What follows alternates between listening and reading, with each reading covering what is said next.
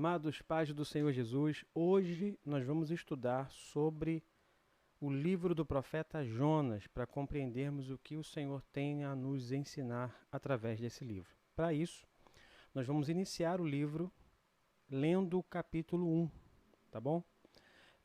Começa assim, capítulo 1, verso 1 em diante diz assim: E veio a palavra do Senhor a Jonas, filho de Amitai, dizendo: Levanta-te e vai à grande cidade de Nínive, clama contra ela, porque a sua malícia subiu até a minha presença. Então, já a partir daqui, nós temos detalhes importantes, tá? Primeira informação, ele dá aqui que Jonas é filho de Amitai, então ele está falando de família. Segunda informação é que Jonas ele é um profeta, e a palavra do Senhor vem a ele, e essa palavra traz uma instrução. Qual é a instrução? Verso 2. Levanta-te, vai à grande cidade de Nínive e clama contra ela. É uma pregação, ele vai levar uma mensagem para essa cidade. Por quê? Porque a sua malícia está falando da maldade, da crueldade dos ninivitas. E o Senhor diz, essa crueldade subiu até a minha presença. Então, a informação aqui é a seguinte: Deus percebeu a situação dos ninivitas e ele percebe a situação e diz que essa malícia subiu até mim. Então, veja, Deus não passou a mão na cabeça do pecador. Preste atenção nisso, que isso aqui é importante. Ele não passou a mão na cabeça do pecador. Muito pelo contrário. Ele percebeu a malícia e disse ao profeta: chegou até mim. Continuando. Porém, Jonas se levantou para fugir da presença do Senhor para Tarsis, descendo a Jope. Achou um navio que ia para Tarsis, pagou, pois, a sua passagem e desceu para dentro dele para ir com eles para Tarsis, para longe da presença do Senhor. Gente, isso aqui é algo assim muito sério, porque Jonas ele é um profeta, ele tem um chamado, há um ministério sobre ele. O próprio Deus o escolheu, o próprio Deus derramou sobre ele uma unção especial. O que está sobre Jonas não estava sobre qualquer pessoa. E outro ponto que eu já citei e repito é que Deus fez isso. Agora, o porquê de Jonas querer ir para Tarsis e não para Nínive? Jonas conhecia a história dos ninivitas. Nós lemos aqui no verso 2 que os ninivitas, esse povo, que são truculentos, são bárbaros, a história dos ninivitas traz um relato de crueldade, barbaridade. Eles eram frios, eles eram terroristas. Então, quando o Senhor olha para os ninivitas, o próprio Deus sabe da situação que eles viviam. Gente, olha a mensagem que Jonas vai pregar para os ninivitas. O Senhor diz para ele: Jonas, você vai pregar em Nínive. E qual é a mensagem que ele vai pregar lá em Nínive?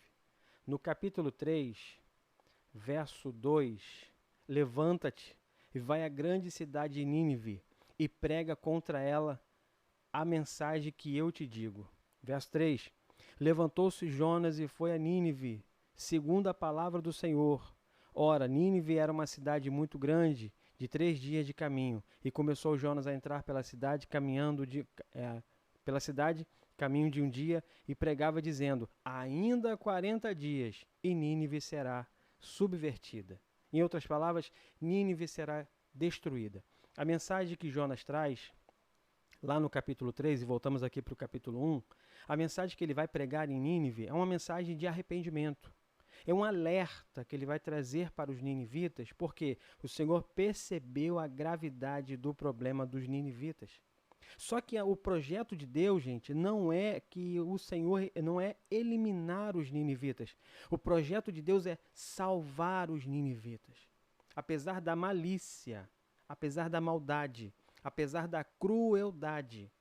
Diz alguns historiadores que eles faziam pilhas de cabeças.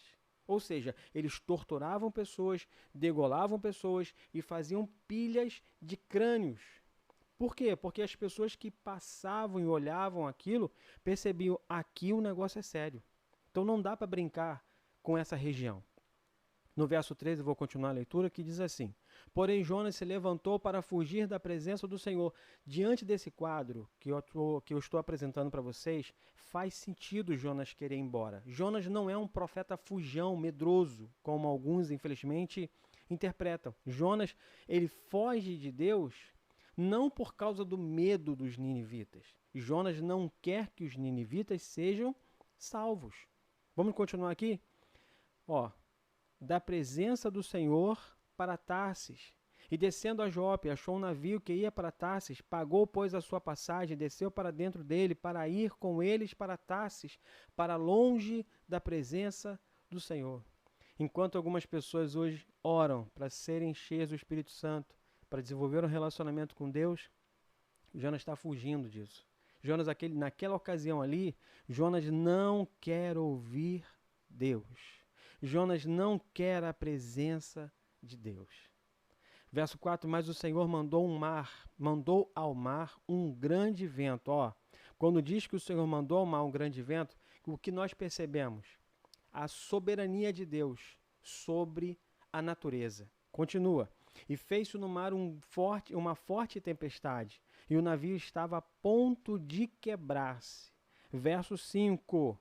Temeram os marinheiros e clamavam cada um ao seu Deus, e lançavam ao mar as cargas que estavam no navio para o aliviarem do seu peso.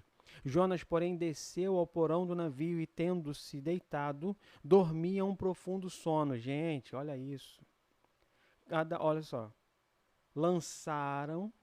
Olha a situação dramática. Lançaram ao mar as cargas que estavam no navio para o aliviarem. Ó, para aliviar o peso, deixar o navio mais leve para eles poderem continuar flutuando ali, seguindo viagem. Porque na situação do peso, o navio ele começa a pender para um lado e para o outro. Ou seja, há um risco de naufrágio. Olha a continuação do versículo. Jonas, porém, desceu ao porão e, tendo-se deitado, dormiu um profundo sono. Pergunta, gente, como é que alguém consegue dormir no meio do caos? Como alguém consegue dormir em meio à tempestade? Resposta: só quem ignora os sinais de Deus. Só quem não se preocupa mais com a opinião de Deus. Ele vê o barco afundar e ele vira as costas e finge que nada está acontecendo. Verso 6, só esse capítulo 1 tem muita lição para a gente. E o verso 6 diz assim: E o mestre do navio chegou-se a ele, a Jonas, né, e disse-lhe: Que tens, dorminhoco? Olha a pergunta que ele faz. Que tens, dorminhoco? Levanta-te e clama ao teu Deus, talvez assim esse Deus se lembre de nós, para que não pereçamos. E dizia cada um ao seu companheiro: Vinde e lancemos sorte, para que saibamos por que causa nos sobreveio este mal. E lançaram sortes, e a sorte caiu sobre Jonas. Aqui, gente, nesse verso 7, quando eles falam de que lançaram sortes, a ideia é alcançar de cada um, diante do Deus a qual ele serve, a resposta. Então vamos lá, temos várias pessoas dentro de um navio e temos pessoas vamos chamar de religião, que eu acho que fica mais fácil de compreender. Então ali tem pessoas de religião A, religião B, religião C e D e por aí vai. Então junta todo mundo, gente, olha só, o negócio é o seguinte, vamos ver aqui o que está acontecendo. Cada um clama ao seu Deus para que a gente encontre a resposta, alguma coisa tem que acontecer. E lança a sorte, faz um sorteio para ver quem é que vai começar a falar.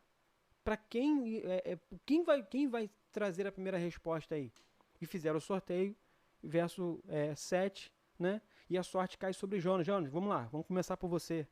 O que você tem a dizer sobre o seu Deus? Então Jonas lhe disse, verso 8, declara-nos, continuando, né? Então lhe disseram, declara-nos tu agora, por causa de quem nos sobreveio este mal? Que ocupação é tua? De onde vens? Qual é a tua terra? E de que povo tu és?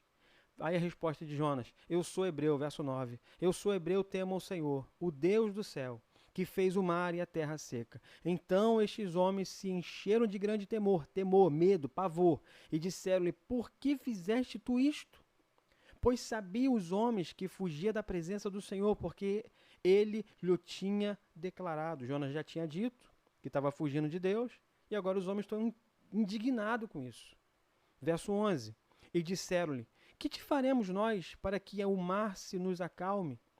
porque o mar ia se tornando cada vez mais tempestuoso. A soberania de Deus está sobre o mar e a tempestade está aumentando.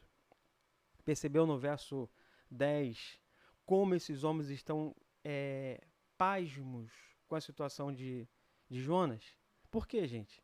Por que há esse temor na tripulação? Já viu aquele versículo que diz assim que os filhos das trevas são mais prudentes que os filhos da luz? Quando eu olho essa cena aqui, pessoas que adoram deuses estranhos, eles têm medo de desobedecer a Deus, ao Deus deles. E eles estão assustados porque Jonas não teme. Jonas ignora o próprio Deus, eles estão sem saber o que dizer para Jonas. Verso 11, nós lemos o verso 12 e diz assim, resposta de Jonas, porque eles perguntaram, como acalmar essa tempestade, Jonas? O que a gente faz? Jonas responde, levantai-me e lançai-me ao mar, e o mar se vos aquietará. Porque eu sei que por minha causa, ele assume, vos sobreveio esta grande tempestade. Entretanto, os homens remavam para fazer voltar o navio à terra, mas não podiam, porquanto o mar se ia embravecendo cada vez mais contra eles. Esse verso 13 me chamou a atenção. Por quê? Porque Jonas, ele dá a resposta no 12, me joga no mar que está tudo resolvido. No 13, eles ignoram essa informação. Por que eles ignoram essa informação? Porque eles sabem que o Deus de Jonas está causando esse caos. E eles preferem não pôr a mão em Jonas. Olha, esses homens preferem remar. Vamos fazer força aqui, gente. Junta todo mundo aqui, vamos continuar remando, vamos tentar sair, vamos tirar esse navio dessa situação aqui. E esquece que esse cara falou. Por quê? Porque ele sabe que o Deus de Jonas tem um poder sobre as águas. O vento está soprando, a tempestade está aumentando, eles estão pensando, não vamos arrumar briga com o Deus de Jonas, não põe a mão nesse cara, porque a gente vai ter mais problema. Então o verso 14 diz assim, então clamaram, olha a prova do que eu disse, então clamaram ao Senhor e disseram, Senhor, então falando com o Senhor de Jonas, tá? O Deus Todo-Poderoso a quem nós servimos. Eles dizem assim, nós te rogamos, nós te pedimos, nós suplicamos, nós imploramos, que não pereçamos por causa da alma deste homem, e que não ponha sobre nós o sangue inocente, porque tu, Senhor, fizeste como te aprouve. O Senhor está fazendo isso por sua vontade. Há um plano seu sobre isso aqui. Só não ponha a culpa na gente, porque nós vamos jogar Jonas na água. Não foi isso que ele pediu? Nós vamos fazer, mas por favor, o que tiver de acontecer com ele, que seja entre ele e o Senhor, é a mensagem desses homens. Olha o medo que eles tinham do Todo-Poderoso. Verso 15.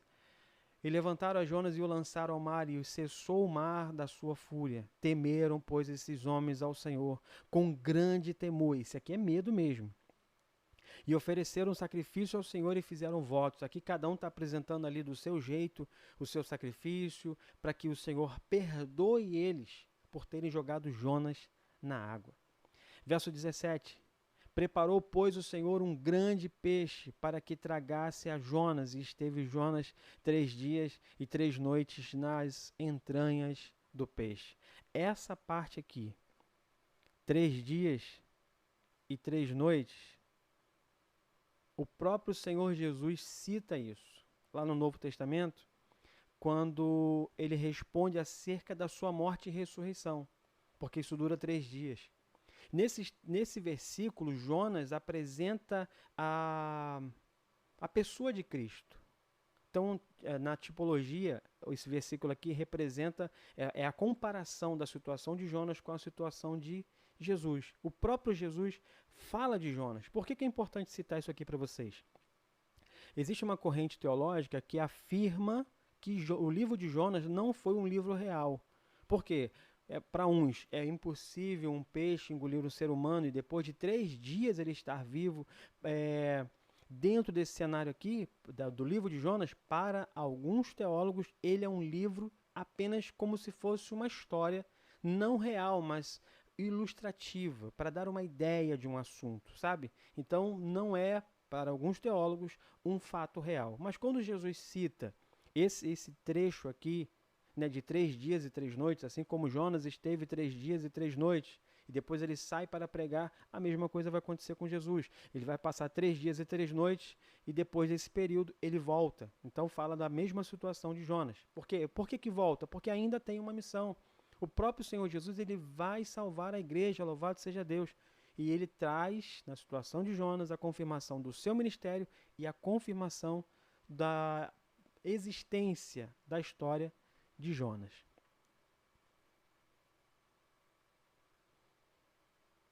Agora nós vamos fazer, gente, dentro desse livro, uma análise sobre o autor.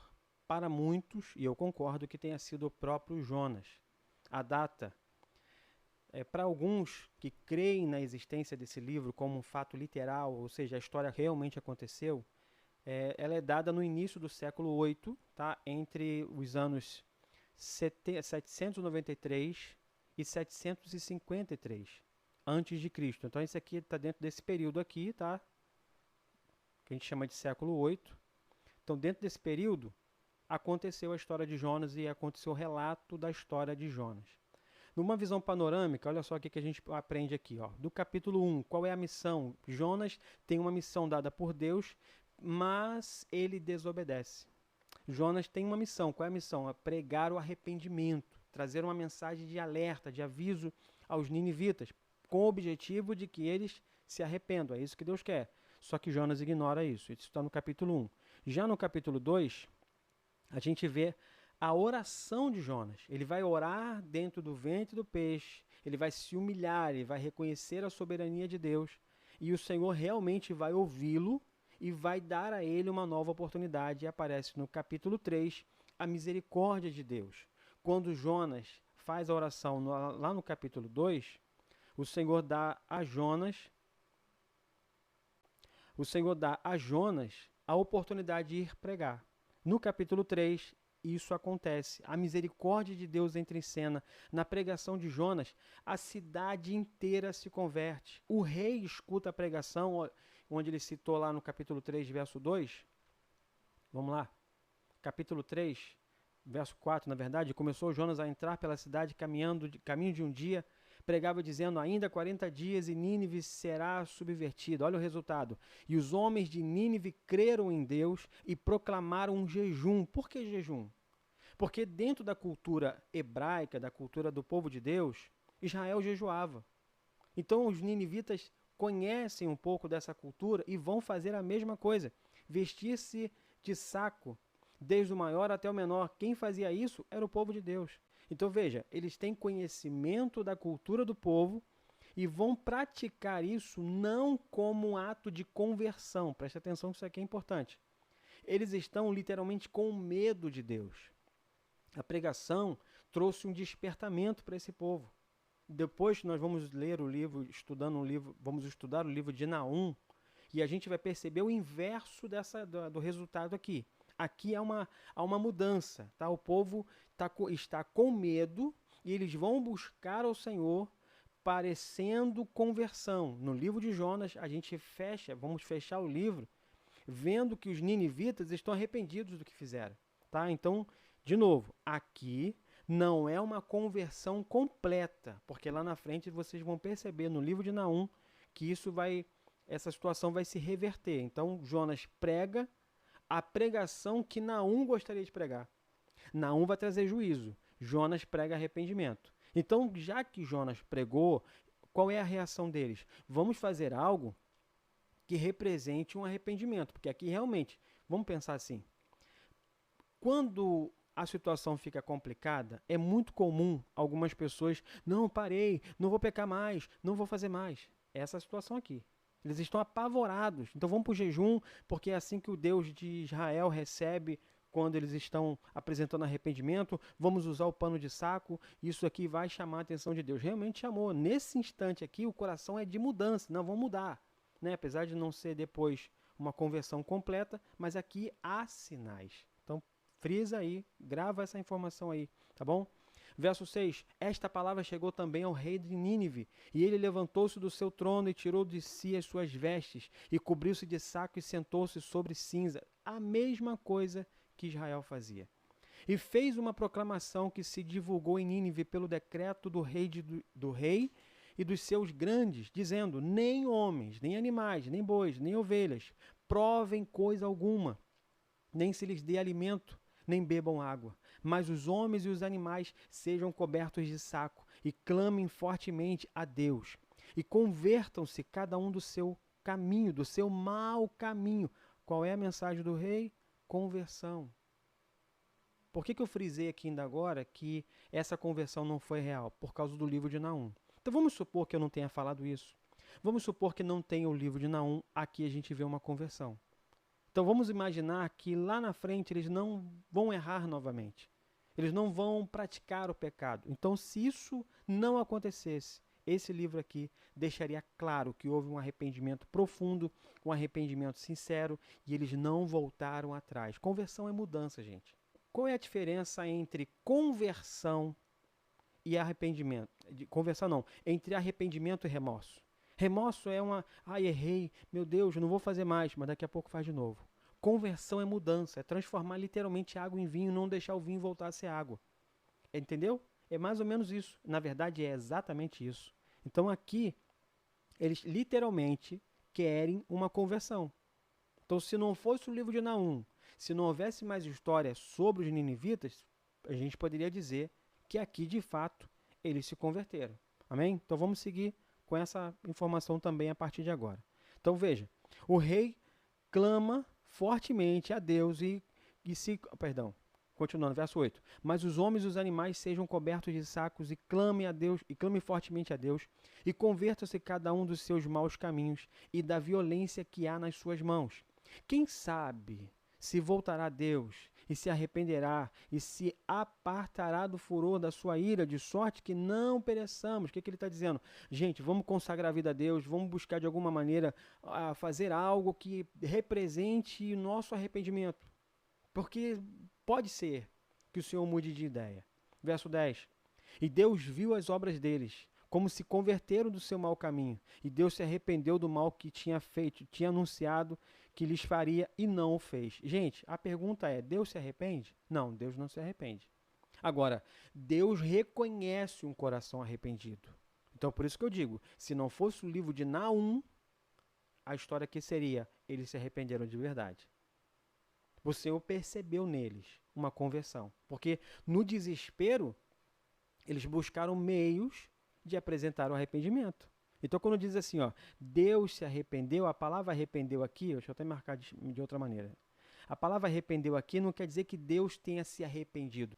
Tá? Então, tipo assim, ele vem com fúria, né? Ele vai eliminar os ninivitas. Mas, lembra daquele texto que está lá em João, lá nas cartas de João, né? Na verdade tem Provérbios também, vamos falar dois textos. Provérbios, Salomão escreve assim, quem confessa o pecado e deixa, alcança a misericórdia, mas quem encobre nunca prospera. Nesse texto aqui, se eu não me engano, 28:13 de Provérbios, o Senhor deixa claro que quando o homem se arrepende dos seus pecados, ele alcança a misericórdia de Deus. João, quando ele vai falar sobre isso, se confessar, ele diz assim, se confessar os vossos pecados, ele já fala de Jesus, é fiel e justo para perdoar os pecados e lhe purificar de toda injustiça. Então isso aqui apresenta um arrependimento de Deus, não como Deus tendo um sentimento de arrependimento, sabe? Estou arrependido do que eu ia fazer. Não é isso. Deus está dizendo, já que o homem se converteu, já que ele se arrependeu daquilo que fez, então é hora de eu mudar a sentença. Esse arrependimento é mudança de sentença.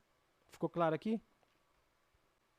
Quando chega no capítulo 4, Jonas está indignado. E duas coisas vão acontecer. Há uma lição de Deus para Jonas e a indignação dele. Então vamos lá.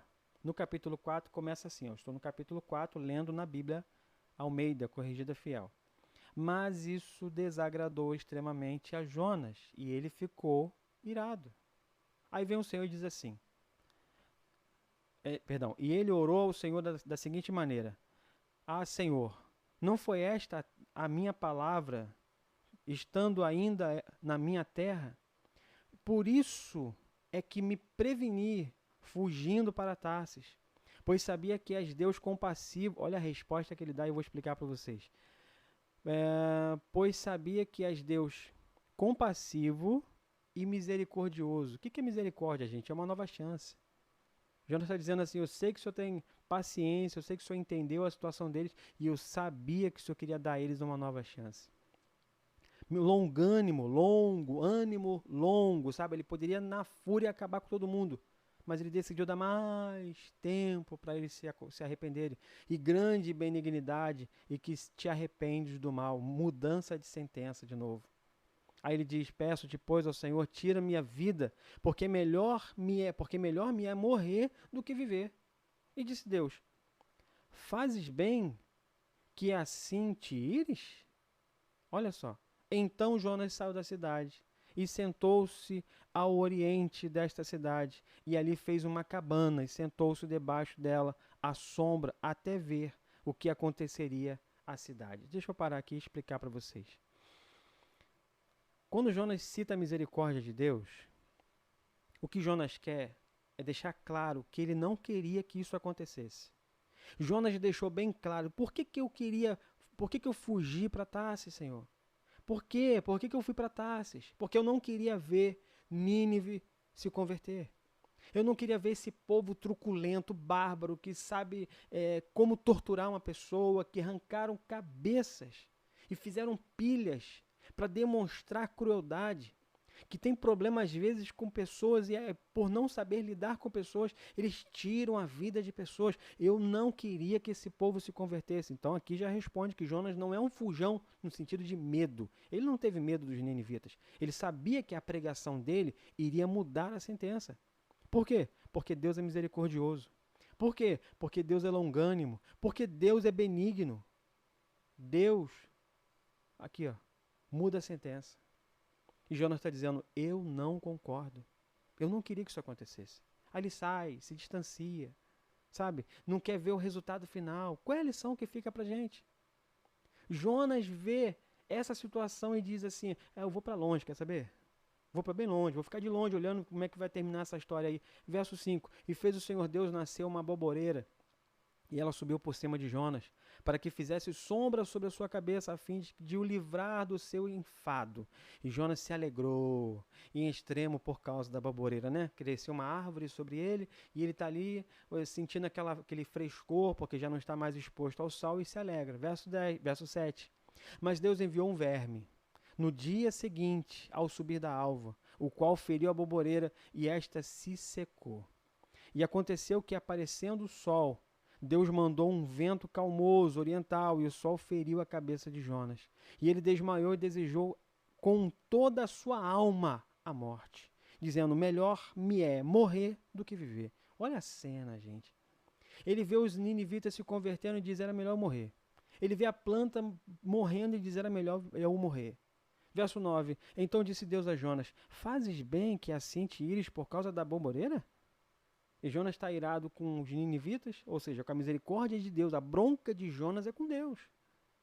A bronca, e Jonas é questionado sobre essa situação. Jonas, como assim? Como assim, Jonas? Verso 10. E disse o Senhor: tiveste tu compaixão da baboreira, na qual não trabalhaste nem fizeste crescer, que numa noite nasceu. 11. E não hei de eu ter compaixão da grande cidade de Nínive, em que estão mais de 120.000 pessoas, que não sabe discernir entre a sua mão direita e a sua mão esquerda, e também de muitos animais? Nessa decisão do rei de Nínive, até os animais jejuaram. Mas olha que interessante, esse trecho aqui, ó, não sabem discernir entre a sua mão direita e a mão esquerda, significa que eles estão fazendo coisas e eles não pararam para analisar a consequência daquilo sobre eles. Eles só refletiram a consequência disso sobre os outros. Tipo, mexeu com a gente, essa é a consequência. Então eles faziam aquela barbárie toda porque eles queriam impor respeito. Não mexe com a gente, não se envolve com a gente. E a fama de truculentos, de bárbaros, realmente se espalhou. Então eles não imaginavam a consequência de juízo e condenação que isso poderia trazer sobre eles. Mas Deus viu. E Deus decidiu dar a eles uma nova chance, gente. Qual o propósito do livro de Jonas? Apresentar a misericórdia de Deus. Foi o que a gente viu lá no verso 1, lá nos primeiros versículos. Aqui, ó, verso 2. Misericórdia, a longanimidade, a benignidade e a mudança de sentença. Deus ele sabe como agir. Agora, posso mostrar uma coisa para vocês? No verso final aqui, vamos lá de novo, verso 11, aqui encerra aqui no verso 11, você percebe que o Senhor termina com uma pergunta e não há continuação? Parou aqui. Porque ele fez com que Jonas entendesse um plano de salvação, melhor dizendo, que Jonas visse o plano de salvação se cumprindo. Observe que, quando os ninivitas se convertem, qual foi a pregação? Vocês lembram? No verso 3, no capítulo 3, melhor dizendo, Jonas avisa, dentro de 40 dias haverá destruição. Ou vocês se convertem, ou vocês se arrependem, ou haverá destruição. E na mesma hora todo mundo mudou a partir das informações que o rei deu. Então seguiram a instrução do rei. A pregação de Jonas não era uma pregação para ganhar 120 mil pessoas. Não, a ideia de Jonas não era ganhar isso tudo. Pelo contrário, por que ele foge? Por que ele vai para Tarsis? Por que ele pretende ir para Tarsis? Para não ver isso aqui acontecer. Esse aqui é o pregador que não quer ganhar alma. Conhece algum pregador que não quer ganhar alma? Normalmente a nossa pregação tem por objetivo ganhar pelo menos uma pessoa. E aí fica a lição do livro de Jonas para nós. Quando o Senhor traz para nós um estudo sobre o livro de Jonas, o que Ele quer? Ele quer que o Jonas que está em nós se arrependa. Que o Jonas que está em nós mude a mentalidade, mude a maneira de ver o mundo. Por quê? Porque todo Jonas tem bronca com o ninivita. E eu te pergunto, quem é o ninivita na sua vida?